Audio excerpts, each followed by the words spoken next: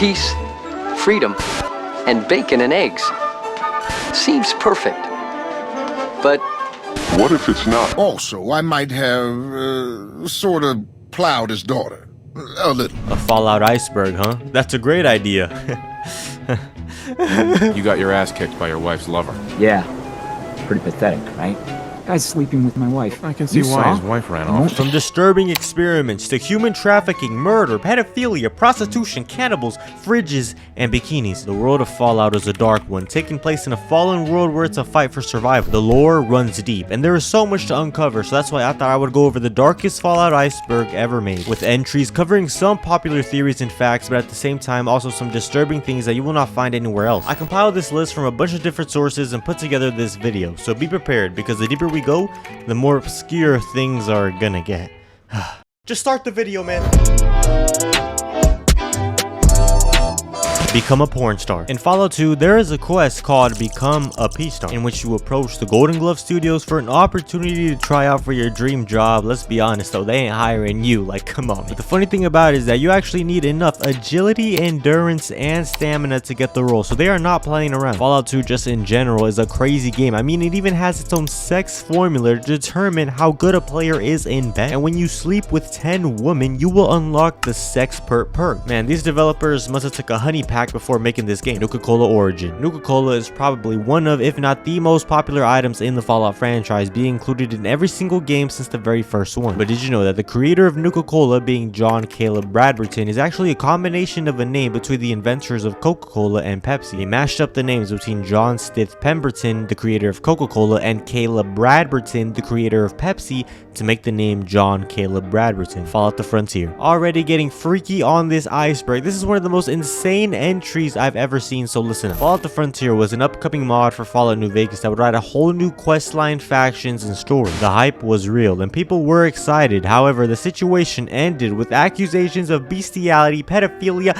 and was removed off the site. Yeah, let me explain. Firstly, one of the developers of the mod was said to have been posting pedophilic art on their accounts, which I don't even want to know what that means. And all of his contributions to Fallout the Frontier were removed, but that's only the beginning. You see, there was a lot of controversy due to the fact that the mod also added in things like having intercourse with a deathclaw, as well as being able to turn a mentally ill girl into your sex slave. On top of that, countless lines about feet and sweaty feet, and just a weird foot fetish that was included. If it's what I have to do to not be alone, give me the color, Master.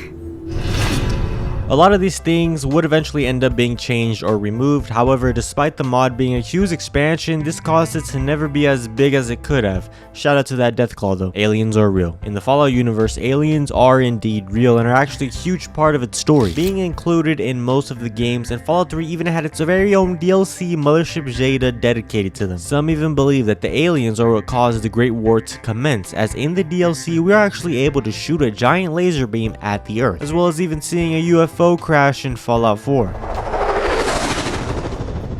In Fallout New Vegas, you can actually be friendly with a few aliens and also kill some crippled aliens for their weapon. Vault-Tec phone number. In Fallout 3 and 4, you can find the Vault-Tec phone number around different parts of the map, and if you call it, you will actually hear what seems to be a Vault-Tec representative talking to you. Thank you for calling Vault-Tec, your first choice in post-nuclear survival. We're sorry, but due to unexpectedly high call volume, all representatives are currently busy. Please stay on the line, and someone will be with you as soon as possible. There are 101 million callers in front of you. Estimated wait time 78,000. FEV virus. The FEV virus stands for Forced Evolutionary Virus, and it was an experiment funded by a company named Westech. The US government owned Westech and began researching this thing that would change a human's DNA, and the United States did this because they were scared China was going to deploy biochemical weapons on its army and civilians. So they created this strain in order to, in theory, be immune to whatever China would use on their soldiers. But what they found during testing is that they were actually able to genetically modify humans. This means they could alter someone's genes, intelligence, endurance, and strength. So they would rename the FEV and begin testing on random people and soldiers to try to create superhumans. However, at their research facility, things would go very wrong, causing their test subjects to become deformed in excruciating pain or just brain dead. This caused all the scientists and authorities tied up to the project to stop everything and abandon the facility. After the bombs and after the Great War, a man went to the facility and ended up turning into the Master. But of course, Vault-Tec would also get in on this using the FEV in their Vault 87 experiment, where super mutants now kidnap humans and bring them back here to create even more. It's said that a mixture between the airborne strains of the FEV virus plus radiation is what caused these mutated creatures across the wasteland. So basically, FEV basically caused Fallout, man, with the Vault-Tec salesman. At the beginning of Fallout 4, we meet everyone's favorite Vault-Tec representative. Good morning! Vault-Tec calling. You can't begin to know how happy I am to finally speak with you. Sure. Maybe I don't want to talk to you. No. You do. But when the alarms go off, we see this man is not able to get into the vault, leaving his fate to be unknown. Well, did you know that when we wake up over 200 years later, we can actually find this man alive as a ghoul in Good Neighbor, still wearing his same clothes. They have not been washed for 200 years. It's you! From Sanctuary Hills, right? Yeah, I'm from Sanctuary. What? You don't remember me? I sold you that space in the vault. But then I wasn't on the list to get in. But you, look at you. 200 years and you're still perfect. How's that possible? You are even able to recruit him to one of your settlements, Freeside Actress. In Fallout New Vegas, if we make it to Freeside, we can hear a lady on the road say this. Hungry? Thirsty? Horny?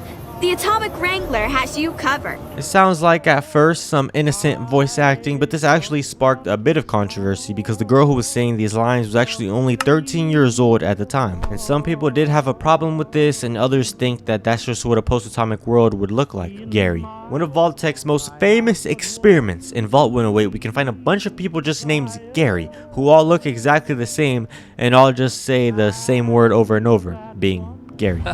Gary! Gary! Gary! Ah, are you afraid, Gary. Boy? Gary! Ah, Gary. Gary! Are you fucking kidding me? So what happened here was that Vault-Tec was researching a new way to clone people, hence why there are so many Garys. The problem came though when the clones started to become violent and attack all the scientists, researchers, and residents, leaving everyone dead beside the psychotic Gary clones. Ghoul gene. Have you ever wondered why some ghouls we meet across the wasteland are just normal people, humans who just had their skin torn apart but still have their consciousness, while others turn feral and try to kill you on sight? Well, it's theorized that it is a certain gene in a person's body which decides whether or not a ghoul becomes feral. Those who have the gene do not become feral, and those who don't, they become ghouls trying to launch at your meat. Some explanations for this could be a rare natural mutation, that it comes from pre-war experiments, it's linked to FEV, or that a person's upbringing, for example, if they were isolated for a long time, could also have something to do with it. Vault-Tec dropped the bombs. In the Great War between the United States and China, it's unknown who exactly dropped the bombs first. However, when we visit Megaton and see this undetonated nuke, one of the only ones across the entire wasteland, if you look closely, you can actually see what seems to be a Vault-Tec logo, instead of it being some sort of flag, company name, or just not having any branding at all. So it's theorized that Vault-Tec was actually the ones who dropped the bombs first, because they knew if this happened, then the people at the top would become very rich men, as well as, more importantly, they would have real people pouring into their vaults, giving them test subjects to run all their sick and twisted experiments. Cut bikini. It was said that Fallout 4 was actually going to include all types of swimwear like shorts, floaties, bikinis, and snorkels, but it was eventually scrapped due to the fact that there is no point in designing all these clothes if you don't really ever find big bodies of water despite the radioactive sea, which in that case you'll probably die if you're ever wearing some shorts or bikini or something. The real hero. In Fallout 3, at the end of the game, you have to enter the Project Purity control room to turn it on, but due to the amount of radiation in there, either you or Sarah Lyons have to sacrifice yourself in order to activate it. However, if you have the companion Sergeant RL3 with you, then the Lone Wanderer will be able to just order him to go do it instead, since, you know, he's a robot. This is where the hard decisions are made, soldier, where history is written. Sir, yes sir. My superior construction and programming will outlast your frail human form in that hostile environment. It'll be a battlefield commendation for sure. Cycle that airlock, soldier, and we'll put an end to this. So when he goes in there, you will actually get a rare ending, and it is hilarious. It was not until the end of this long road that the lone wanderer was faced with that greatest of virtues, sacrifice. But the child refused to follow the father's selfless example, instead allowing a true hero to venture into the irradiated control chamber of Project Purity. Abominations. What many consider the most horrifying creature in Fallout history comes from the Mothership Zeta DLC, in which we find a thing named Abominations. But the reason for that and why these guys are just so ugly is actually due to the fact that they are a cross-contamination of human and Zetan DNA. They are a result of an experiment that the aliens would run on humans that they would abduct. Basically, they would make Zetans and humans procreate, have babies together, okay? But as you can see, they are called abominations, and rightfully so. They don't even have a penis. These guys did not come out right. The experiment was not successful. Desecrating a war memorial. In Fallout New Vegas, you can be tasked to deface an NCR war memorial, or maybe you just wanted to do it anyways, but nonetheless, when you do decide to shoot it or deface it, this man, Private Kalowski, will come up and confront you. What the fuck are you doing? My brother died at the Battle of Hoover Dam. You're desecrating a war memorial. This would become one of, if not the biggest Fallout meme of all time. And if you do deface the memorial, then try to run away without talking to him, he will literally chase you around the map until he catches up to you. What the fuck are you doing? My brother died at the Battle of Hoover Dam. You're desecrating a war memorial. Mama Murphy's strength. When thinking about the strongest humans in Fallout, who comes to mind? Maybe Preston Garvey or Piper, I don't know, you know, just anyone you find out there. Well, the actual strongest human in the entire game of Fallout 4 happens to be none other than Mama Murphy. Yes, the 90-year-old granny who's addicted to Jet holds a strength rating of 19. She be putting in that work. However, let's stop with the childish stuff, okay? It's time to get to the more obscure things we can find. The stuff that is lesser known and will really make you reflect on reality. Megaton survivors. When you activate the bomb in Megaton, you would think everyone dies, but that is far from the truth. If you go back to visit Megaton, it's possible to find Moira Brown turned into a ghoul, and she has no idea what just happened. Oh, my head's still ringing from that explosion. What happened? What's with the weird look? Don't you remember who I am? Did you hurt your head in that big explosion? A ghoul? What? Me? What do you... Huh? Why am I a ghoul? Is this because of that explosion? On top of that, you can occasionally find a building overrun with Megaton refugees, which are hostile on sight. Maybe they know that you're the one who blew it up or something. Freaky computer. In Fallout New Vegas, the Blues DLC, we can meet a computer with eyes by the name of Dr. Dalla. And it shows the robots and virtual things in this universe can actually feel emotions, since we are able to seduce her. Or him, or it. Hey man, game is game. Yes, go on.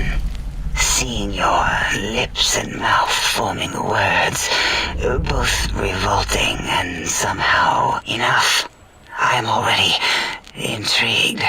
You have sufficiently percolated me. I don't know what it is about the biology of lobotomites. It infects my thoughts. All that skin and muscle and tissue. Soul Survivor is a synth. This is a pretty popular theory that the person you play as in Fallout 4, being Nate or Nora, is actually a synth. Some evidence that people point to for this is, number one, we are able to use VATS before ever even equipping a Pip-Boy, which is also something you are not able to do in any other Fallout game. As well as a lot of dialogue you can have with Dima in Fallout 4's Far Harbor, suggesting that the whole story about being there the days the bomb fell was all just the backstory to give a runaway synth a new life. Kind of like how the railroad will wipe a synth's memory so they don't remember anything and then implant them with new memories. Well, that's what happened to us. We were actually not alive before the bombs. Moriarty is Kate's dad. A theory that Colin Moriarty from Moriarty's Saloon in Fallout 3 is actually the father of Kate. Firstly, obviously their accents are fairly similar. I've seen better. Ha! Like hell you have. Is that what your father told you? That you were born in that hole? that he was born there as well. Also, if you know Kate's backstory, she was actually sold into slavery by her own parents. She talks about the abuse and neglect in her home before being shipped away on her 18th birthday. And Moriarty is a greedy son of a bleep, so he definitely does have the morality complex to do this. Kate also ended up killing her own parents later on before moving to the combat zone, so the timeline matches up. Perhaps she was sold to slaves from Paradise Falls and then later came back for revenge before then moving to the Commonwealth, since Fallout 3 does take place several years before. And with that being said, there's also some theories about who the mother could be if Moriarty is her dad, and the most likely candidate would have to be Nova, the prostitute we can meet at the saloon, since obviously she works for Moriarty and probably doesn't have the best morals, you know, if she's a prostitute. So if she were to have gotten pregnant, I doubt either of them would have ever tried to genuinely raise her child. And lastly, she also has the same eye color and hair color as Kate. Springvale Elementary, what is now home for a group of raiders, was once a functioning school for little kids to attend. And right when you walk in, you find the dead bodies of kids in a cage who are now skeletons, and unfortunately, you are not the one shooting the kids today. Walking through the school, stepping over organs and skeletons where you can see the raiders eating dead bodies. And what makes this place even creepier is that if we head down, we can find the raiders were actually trying to dig a tunnel and break in all the way to the vault we're from, being Vault 101. They actually made some progress before running into a bunch of giant ants. It's scary to think what would have happened if they were actually able to succeed in this mission of digging all the way to the vault. You won't be finding any books or teachers here, and for you diddlers out there, there's not any kids either. Marriage and prayer. Seemingly obvious yet unknown part of Diamond City. Upon entering, we can find a little chapel, and you are actually able to get married in this place, as well as being able to pray, which would actually allow you to get a temporary perk. All you gotta do is talk to your pastor, man. Hallelujah, Baby Mandela. In Fallout 3's The Pit DLC, when meeting Asher and his wife at their palace, we find a little baby Marie, which we are supposed to either leave or kidnap. However, there is a huge Mandela effect where people remember there being a third option. You are actually able to eat the baby alive if you have the cannibal perk. And once you did that, eat the baby alive, you would have immunity to radiation for the rest of the game. But this was actually never included in the final version. It was just a PC mod made for Fallout 3 called Acquired Immunity. Yet so many people have reported that they remember choosing this option without mods, even on their Xbox or PlayStation, where you can't even have any mods. It's the strangest Mandela effect ever, due to just how many people swear they did it despite eating the baby never being in the base game. Whether you had the cannibal perk or not, it just never existed, yet some people, I don't know, they found a way to eat it. The Enclave is good. The Enclave is often seen as a faction where, you know, they kill innocent people and take what they need when they need it, despite them trying to be the United States' new form of government. But some believe they are actually the good guys. Colonel Autumn just wants the water so he can use the Enclave's resources to distribute it. I mean, as we can see with the Brotherhood and their attempt at Project Purity, it doesn't always go so well. People are getting killed over it, people are stealing water, others just trying to make a quick buck off of it, just like they make a quick buck off of your mom. But the Enclave just genuinely wants to help the people and be the government that humans need to get out of this state of anarchy. Benny's dialogue. Benny's fine ass in that checkered suit, the man who kills you in Fallout New Vegas, or at least tried to. If you let this man escape once you meet him, he will end up being captured by Caesar's Legion. And yes, I'm saying Caesar, okay? However, if you kill Caesar and all of his guards, then go talk to Benny, he will have some unique dialogue. You're a scrapper, baby. They didn't stand a chance. How about me? That's it, baby. Time to vacate these premises. But on top of this, there was actually a cut encounter where if you do decide to set him free, then he will again, for about the 5th time in this game, try to snake you and get you back. Thanks for getting me out of there. Now for once, will you just lay down and stay down? No one rules Vegas except me, got it? You're a low-down gopher. You deliver mail. How you like being Mr. Goody Two-Shoes, eh? How's it feeling? Oldest character. Have you ever wondered who the oldest person in Fallout actually is? Even older than Mr. House. And look at this man, he is old as fuck. There's a lot of different answers, but the real oldest character in all of Fallout happens to be in the Mothership Zeta DLC. An abducted Japanese samurai from the 1500s named Toshiro Kago. お主は何者? ここはどこだ? 拙者の剣? 拙者の剣はどこだ? これこそ拙者の剣! 片付けない! すまぬが、拙者自らこれから起こることに備えねばならん。 He only has a few voice lines and I have no idea what he is saying, but he has been abducted for 600 to 700 years and will even give you a sword at the end of the DLC. Or you can just take it from him, if you know what I'm saying. Toshiro is definitely Unk status, and he's a pretty cool guy. Cabot Serum. Speaking of old people, the second oldest character happens to be Lorenzo Cabot, who is the father of Jack Cabot. We can meet them at the Cabot family house, where we find out that all of them are old as hell, but the way they look so young and stay alive is due to something called the mysterious serum, which we are able to get our hands on, and what it basically does is it stops aging. And the reason the Cabots have so much of it is because their father, Lorenzo Cabot, discovered an ancient, presumably alien artifact which ended up taking control of his life, and that he now lives at the insane asylum at Parsons. His own family has kept him there to keep themselves safe. However, if we do choose to save Lorenzo, he does end up actually killing his whole entire family. But another way we see the mysterious serum go to work is in Far Harbor, where we find an injured man near death. However, if we happen to have a serum on us, we can inject him and he will wake up feeling better than ever. I think you may have done it. I'll keep looking after Andre, but I think thanks to you, he's got a fighting chance. But you know, they are rare and there's a limited amount, so I don't blame you if you keep it for yourself. Amada's pistol. When our dad leaves us and Vault 101 erupts in chaos upon waking up, Amada is warning us to get up and get out, saying that her dad and Vault security are going berserk, killing everyone. She will give you a gun to protect yourself, but when you run into her dad deciding to kill him, if you do come back later in the game, he will be replaced by Officer Mac. However, if we choose to let Amada keep the gun for herself, then a special scene will play where Amada ends up shooting a guard. Watch out, sir, she's got a gun. Amada, where did you get that gun? Just get away from me! I don't want to shoot you, but I will! I swear I will! How dare you threaten me? And with my own gun! I'm your father, damn you, and you'll show me some respect. Hand it over. Nice and easy now. No! Get away from me!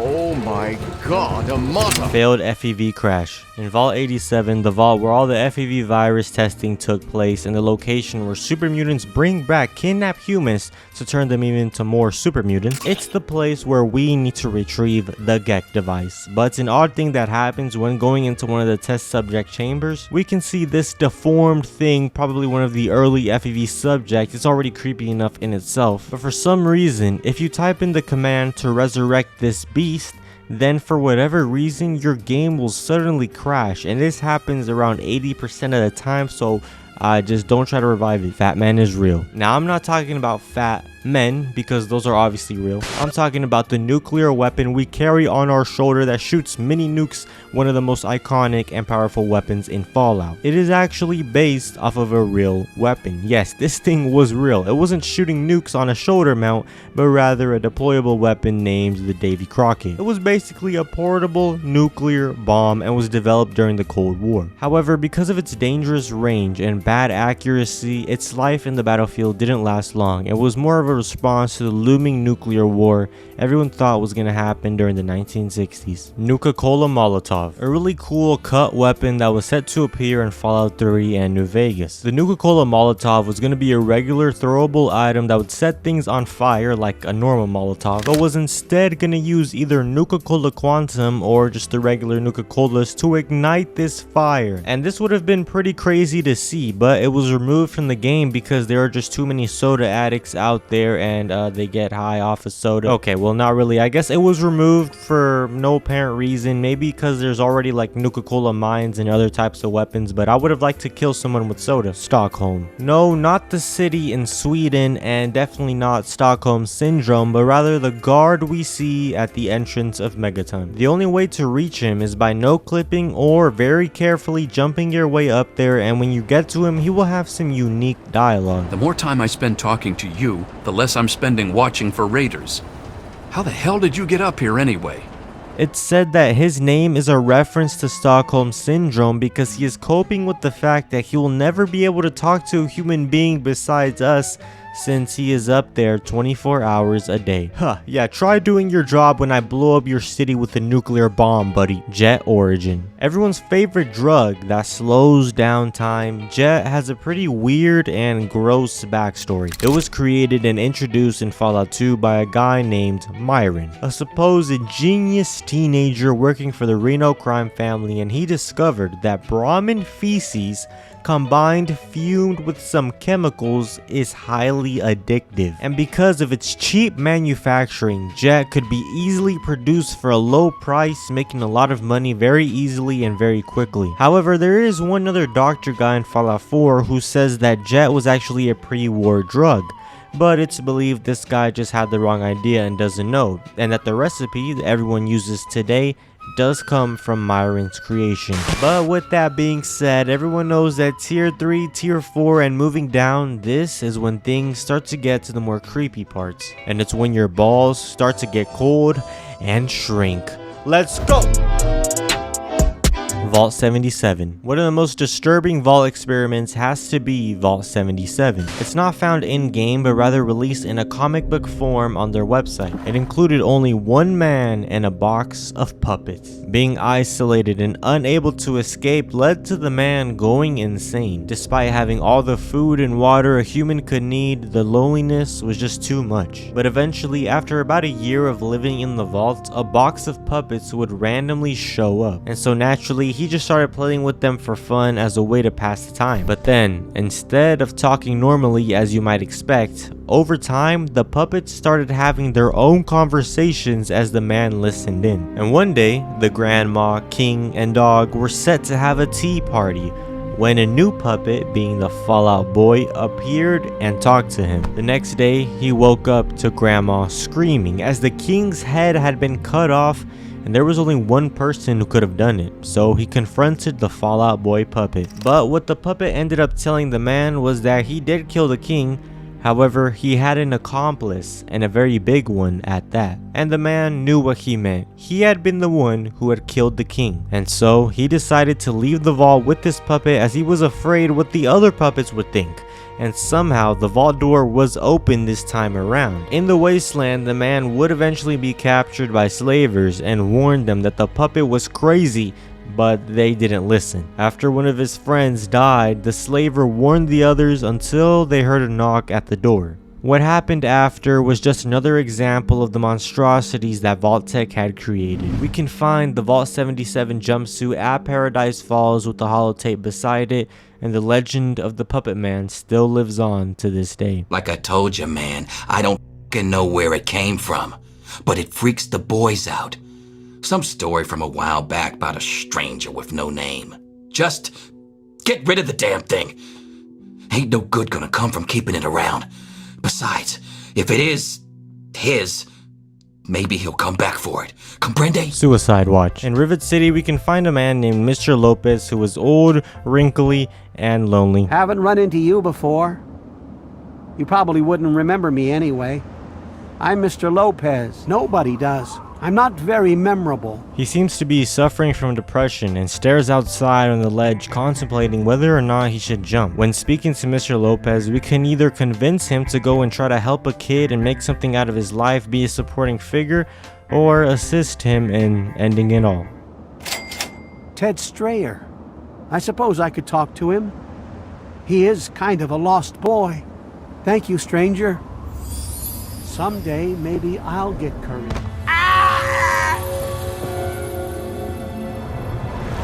Vault 101 encounters. If you do the quest where you return back to Vault 101 and choose to destroy the vault's water chip, then we can have many random encounters across the wasteland afterwards. Firstly, we can find Amada being tricked by some Enclave soldiers to show them where her vault is located. I'm from Vault 101. Please, you've got to help me. Of course. We're always ready to assist American citizens in distress. Can you tell us where your vault is? I've got the location right here on my Pip-Boy. Why? Excellent. That's all we need from her. Open. But even after saving her life, she is still mad at us and won't talk to us. This is one of the rarest encounters in the entire game. If you've left the vault open, then you can also find Susie Mac roaming around and have a conversation with her. Who would have thought I'd run into you out here?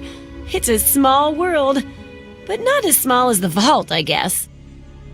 Hey, you're not the only one who can get used to the outdoors, you know. The whole vault's doing pretty well, as if you care. I'm sorry, but that still can't happen. As much as we owe you, there are still a lot of people who blame you for all the deaths.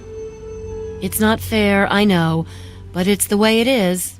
I know Amata still misses you. Lastly, you can even see Butch as a barber in Rivet City, and depending on your karma, he can even be a companion. Dogmeat is a synth. A theory that Dogmeat is actually a synth created by the Institute. Perhaps a dog that was cloned or based off the Dogmeat in Fallout 3, or maybe all of them were just synthetic dogs made in a lab. This would explain why Dogmeat can't die, and why he has incredible sensing and finding capabilities, possibly due to some synth technology implanted in him. Or maybe he's just that Nick Andale. In Fallout 3, we can find a town named Andale, which according to the locals has been voted best town in the USA for several years straight. It has that odd 1950s feeling. Families invite you over for dinner and everyone is just extremely nice. When we eventually find out something is wrong here though, if we head down to the family shed, we can find dead bodies and discover that the people of Andale are cannibals. Everyone in the wasteland knows to avoid it. They lure people in to kill them and eat them. And making things even worse, the people of Andale are all inbred. There are serious acts of incest as all the husband and wives here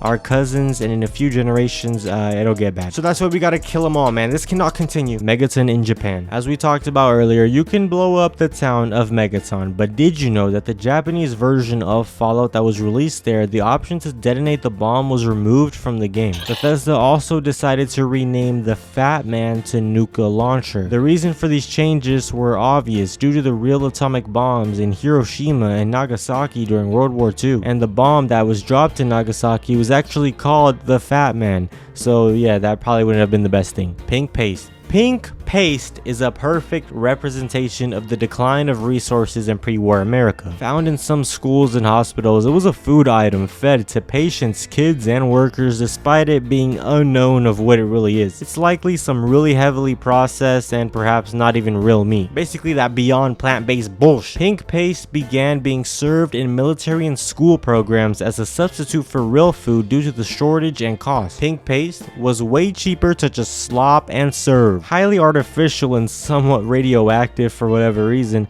One of the side effects of pink paste is that it seems like people who repeatedly ate it actually started to turn pink. And I'm not talking about your pussy, as we are actually able to find pink feral ghouls attacking us, and some even believe that this paste is actually human meat. The family. In Moriarty's saloon, we can meet a woman who will ask us to deliver a note to her family in a settlement called Arafu. However, upon arrival in this weird, unsettling place, you find a man, crazy old guy just waiting for you at the entrance. He tells you that someone named the family is after them. So checking in on the residents of Arafu, we find them locked up in their houses, scared of the family, before going into Lucy West's family house, and unfortunately, her parents are both dead, and it seems like in a gruesome way. Except for her brother, which if we go and track down the family in the metro stations, we find that her brother is kept here. Later learning that the family is actually a bunch of vampires, and so yes, they suck blood out of people, and unfortunately Ian sucked the blood and killed his own parents. Vault 111 experiment. In our vault from Fallout 4, Vault 111, it seems Vault-Tec's experiment was just seeing what would happen if people were cryogenically frozen. However, there's a theory that the real experiment actually had to do with the Vault-Tec scientists and not with the residents. This is due to the fact that we can find many terminal entries pointing to how there was a huge controversy as Vault-Tec security wanted to leave the vault for rations, but the overseer said no. And we can also find his body in his office dead in a way which it seems like he was shooting at someone. Vault-Tec had reportedly told them that they would give the okay after 180 days, and the scientists would then be ordered to unfreeze them after that time was up. But that day never came, and the real experiment was to see how the scientists and workers would act over these conditions. Would they keep inhumanely observing these frozen people,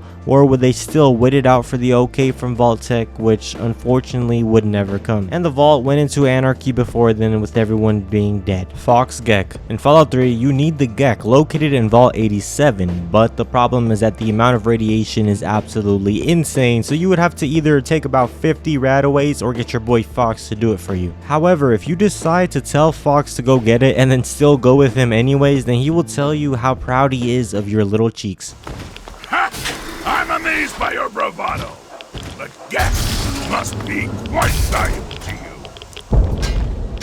Mannequins. All throughout Fallout 4, we find so many mannequins, and for some reason they just make you feel uneasy despite them just being made of plastic. They're often found in weird / human positions, as if they're like alive and moving. Scariest example of this has to be in Far Harbor, where we can find a shipwreck, and if we go to the head of the ship, we can find a mannequin standing over a skeleton with a machete, and this is all underwater. So how could someone go underwater into a boat and set this all up? It just doesn't make sense. Nearby, there's also a note stating, "I can't wait to drop these damn mannequins off. The crew is starting to say they're hearing noises coming from the cargo." It appears these mannequins are definitely alive and are even possibly under possession, which leads us to Dunwich Boars. Unkatov is a supernatural entity and a forgotten god, so to say. In the Point Lookout DLC, there was a woman who led as a worshipper for the deity, and she lived for hundreds of years running this cult of Unkatov before the Great War. Her brother would then start a company named Dunwich Boars,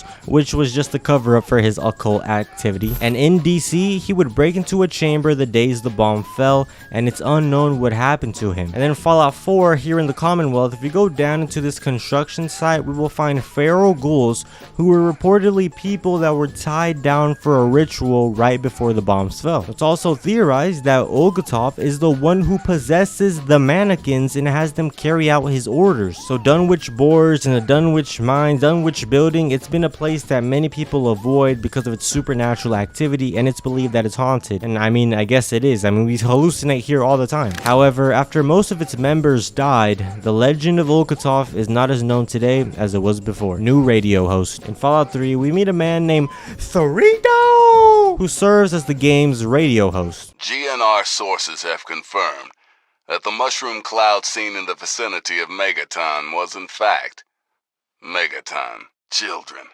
I'm afraid I've got some terrible, terrible news. The Butcher at Large? Yep, you guessed it. None other than the kid from Vault 101. Nice going, scumbag. However, you are able to kill him, and if you do, he will be replaced by a new radio host named Martha, and it's pretty funny. Margaret here, bringing you music. Why just music? Because I'm just a technician, and some asshole murdered our DJ. Hooray. This is Margaret, and you're listening to, oh, the hell with it. Listen to some music and pray we find someone to replace Three Dog. If Three Dog were here, he'd say something witty. But he's not, because somebody killed him. So you get me playing music. Yay! Fox ending. Much like the Sergeant RL3 ending, instead of you or Sarah Lyons going into Start Project Purity, we can instead send Fox in, assuming he's with us. But this ending wasn't actually going to be in the final game, and they were actually going to instead have Fox reject you like your 6th grade crush. No, I'm sorry, my companion, but, no. We all have our own destinies, and yours culminates here. I would not rob you of that. They would, though, actually eventually make this into an option, allowing Fox to be the real hero he is. Tammy's husband. In Rivet City, we meet a woman named Tammy who has a son named Tom, and he is a so-called brat. I ain't scared, and I ain't your son. Any other stupid questions, asshole? But if we do take the time to learn about her backstory, she tells us what happened to her husband. Oh, really? My husband ran off and got himself killed, and left me to raise his little brat. So don't you tell me how I should or shouldn't be. And what's interesting about this is that it could have perhaps been Andale, where her husband unfortunately passed away, due to what we will hear after confronting the town about their cannibalism. Every time someone discovers our little secret, we have to hear about it. It's always, "Oh, how can you do this?" Or, "You're such terrible people," or, "Please, not me, I have a kid in Rivet City." Well, I have kids too. Family first, that's the way it works in Andale, from the day that the first 4 families decided to stay here. A sad and gruesome way for a wife and child to lose their husband and father. I mean, I guess hopefully he tasted good when they ate him. Kid voice line. In Fallout 3 and New Vegas, you are known for not saying anything at all. You don't have a voice actor and don't actually speak, but rather you just pick options, and despite from some grunts, you literally have no audio. However, at the beginning of Fallout 3, we are actually able to hear the only voice line that our character will say in the entire game, and this will be coming right after our 10th birthday. It's unclear exactly why this triggers, but once we were down here shooting rad roaches and stuff, we'll have one line as a kid which can appear, and this is the only time we speak. I guess it was nothing. I guess it was nothing. But it is now time to head into the bottom of the iceberg. No longer will we be looking at facts, things people may have not known, cool things to find out. No, rather straight, morbid, and borderline horrific things going on in this universe.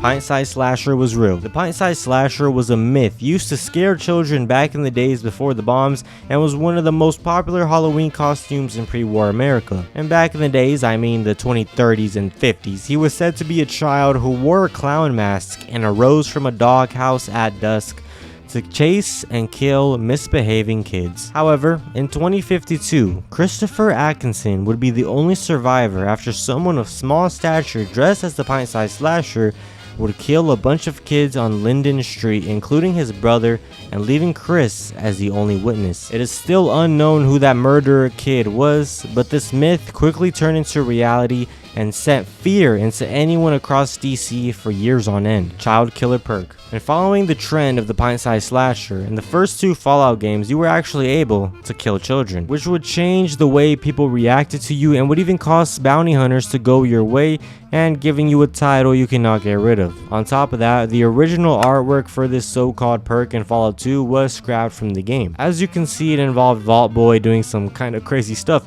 but I will say it is funny, okay? I think this is a humorous way to go about it, but it did cause some controversy, and ultimately the developers decided to go with a different artwork instead. Virgil's fate.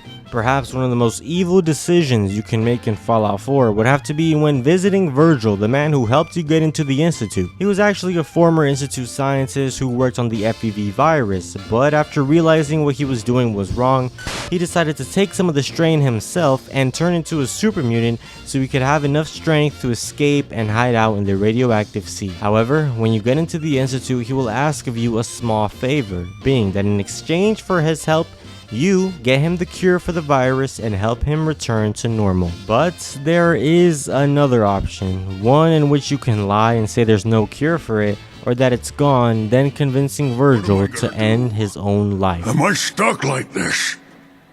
What about the virus? Won't your condition get worse over time? I don't know. God, what if you're right? Could I end up like those dumb brutes? No, I couldn't live like that. Then end it now, while you can still make that choice. I don't think I can. I don't have the stomach to kill myself. But you could do it. Cass's romance. Unlike games like Fallout 4, you can't bring your lonely ass to romance virtual people in Fallout New Vegas. But one of these companions, being Cass, actually had a cut encounter where you'll be able to convince her to sleep with you. However, in the official game, even when using the Lady Killer perk, she will reject you, and it's unclear exactly why this was cut from the game, but maybe you're just ugly or something. Not one for being subtle, are you? Wanted to be with someone who knew how to please a woman, that's what. Let's see what you got. Covenant. The town of Covenant holds a pretty dark secret. Upon entering, you're forced to take a test, and you can't actually fail it, but this test would work because for some reason, whenever they asked a synth what position they wanted to play in baseball, they would always say catcher, which is a dead giveaway. And this is because at this point, over 200 years after the war, the position of being a catcher doesn't even exist anymore, and it has been largely forgotten by the world. But for some reason, synths still want to play the most boring position in baseball people and they want to be a catcher, and they will answer with catcher every time. So after the test, and when we go inside this small settlement, everyone is extremely nice, almost to the point when they are too nice. When you are then approached by a man looking for someone named Amelia Stockton. But this is when we find out that close by to this town, they were actually capturing synths and running test experiments on them, even to the point of death, and they would use the test at the front door to find who the synths really were. Fallout 76 is a simulation.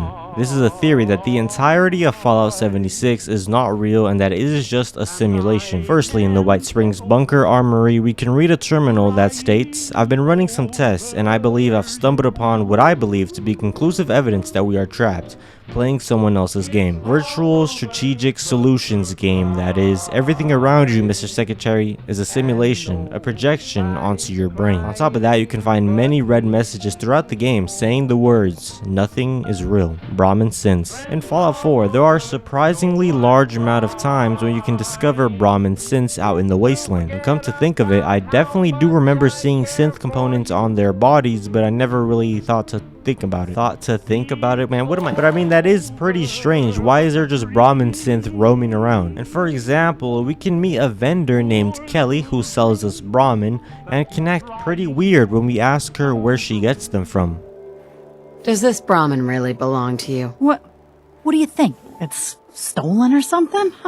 Nah, she's mine. Of course she's mine. Could be yours too, for a very reasonable price. Sure, I'll take her. Oh, great. Just tell me where you want me to send her and she's all yours. And upon killing these or some other Brahmin we find throughout the game, we can discover that they have a synth component. We know that the Institute has been making other synthetic animals, so is this just another one of their master plans, or a scrapped project used to get more titty milk? Fat Man Bell. In Fallout 3, once we shoot this Fat Man, we can actually hear a bell after reloading. Come back to visit or to patch yourself up? Over here.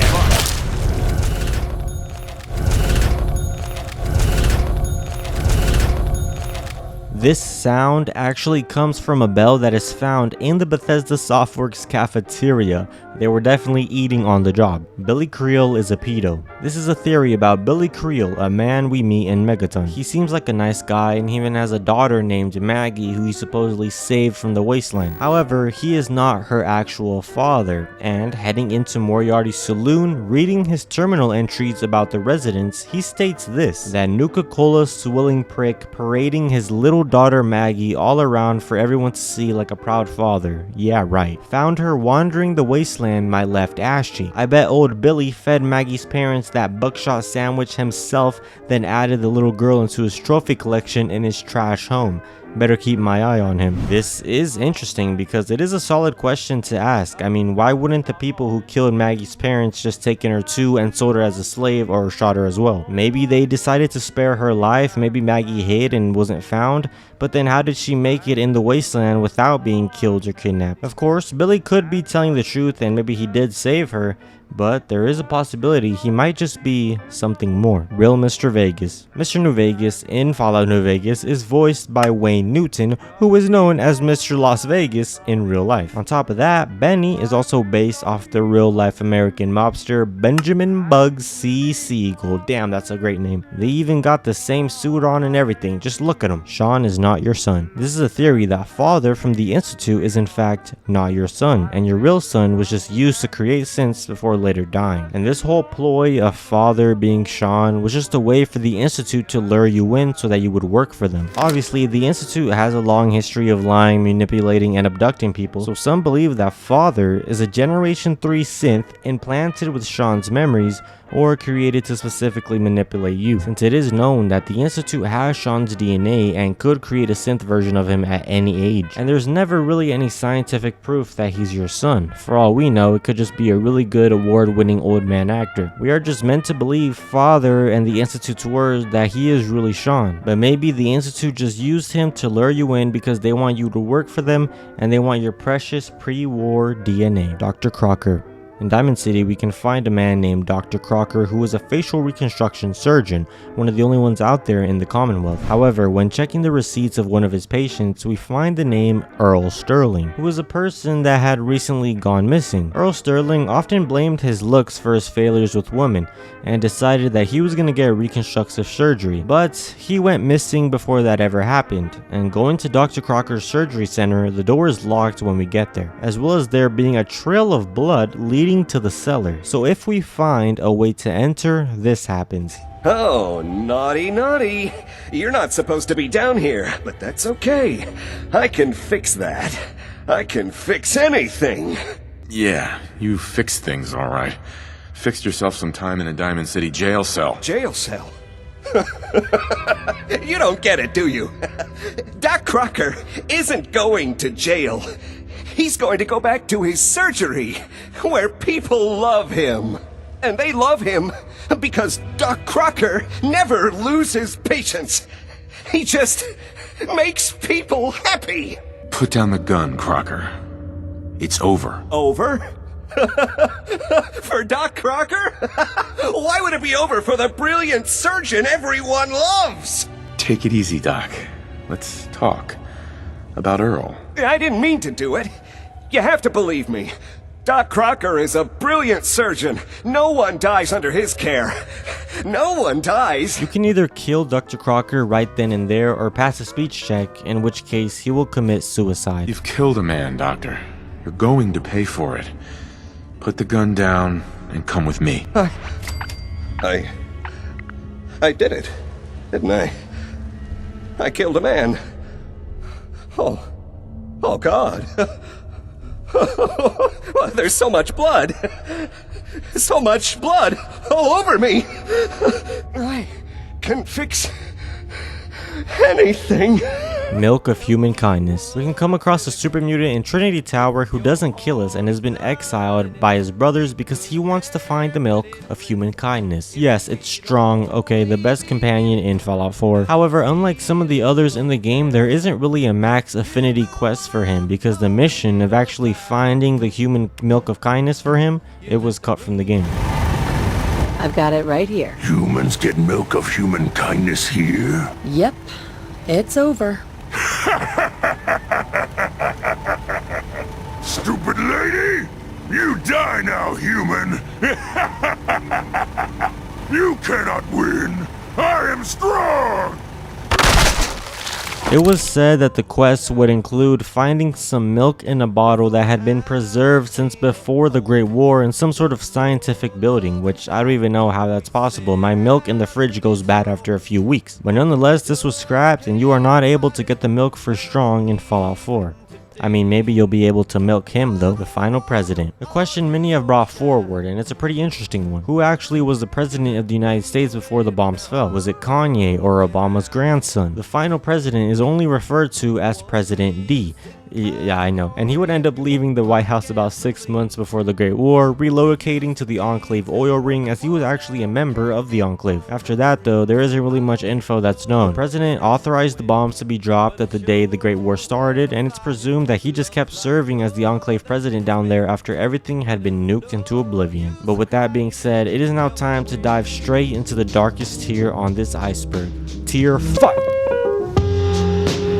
Number station. A rumor back in the day was that if you killed the host of GNR radio, being 3 Dog, then you would actually be able to sometimes hear the radio transform into a number station. Number stations are a real thing, used to broadcast hidden and encrypted messages, and it was said that a rare occurrence could happen where 3 Dog, despite being dead, would start to talk and say random numbers in between the radio ambience.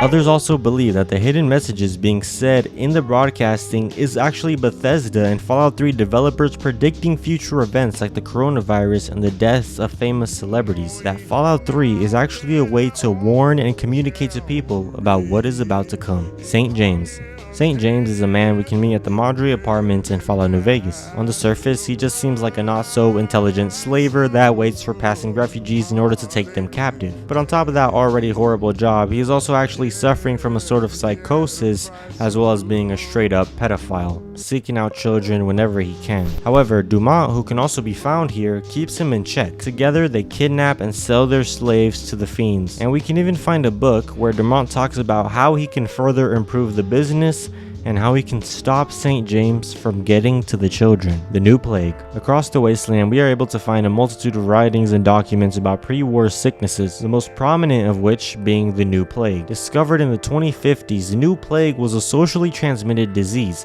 and by 2053 it caused a countrywide quarantine. In 2055, West Tech began working on a cure, and with everyone home, the United States took this opportunity to broadcast anti-China propaganda. However, decades later, and the disease did slow down a bit. However, West Tech was unable to develop a cure for it, and it's thought that the New Plague died out after the bombs and the Great War. But it is theorized that the swamp folk from Point Lookout are actually the last remaining remnants of the New Plague, and shows what the disease combined with some radiations would do to people. Legion Orgy Battle. The first concept for the first battle of the Battle of Hoover Dam between the NCR and the Legion was actually that the NCR would conduct a surprise attack on the Legion during their annual orgy. A little information about Caesar/Kaiser, what he was doing in the time, like both in history and the modern day sections of the campaign. And one way we can see this is through Chris Avallone during his presentation of Fallout Van Buren. If we look at the projecting screen, it states, Battle of Hoover Dam.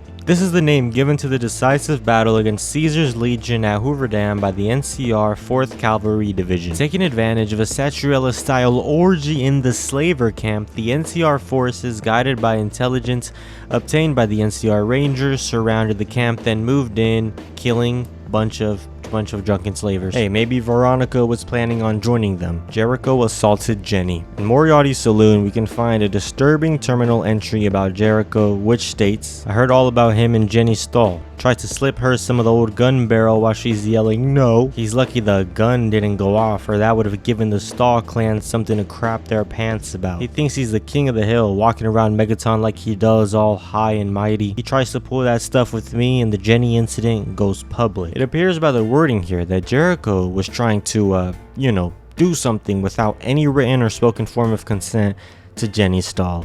And yet he still charges 1,000 caps to be your companion, even though he's a literal suicide cult. Talking about the children of Adam, people have suggested that when you really think about it, it's more of a suicide cult and definitely not one of peace. Firstly, some sects perform rituals involving deliberate exposure to radiation, which they believe brings them closer to Adam's divine presence. These practices are dangerous and often fatal over time, suggesting a slow path to martyrdom, which basically means just giving your life for the cause or for the group, as well as them clearly showing that death is definitely a way to join the children of Adam, as seen by detonating bombs, sabotaging non-believers, sacrificing themselves for religious causes, and of course justifying acts of terror or violence as religious duty. Don't trust Yes Man. This is a theory that Yes Man is not just a passive AI helper, but he's a rogue, self-aware, intelligent person or robot that could potentially become the next tyrant of the Mojave once you hand him control. Basically putting on a facade of a dumb, happy robot, when in actuality he is waiting for you to get rid of all the enemies before then killing you and becoming the new ruler of the Mojave, taking Mr. House's place. For example, after completing the wildcard path, Yes Man upgrades himself saying, quote, I've installed an emotion simulator, got it mostly working. I won't have to say yes all the time anymore. We'll see how long that lasts. Fisto sex scene. In Fallout New Vegas, you can recruit a pleasure bot by the name of Fisto, which, that's just, but the scene and noises where he, let's just say, fist something up it was cut from the final game, okay?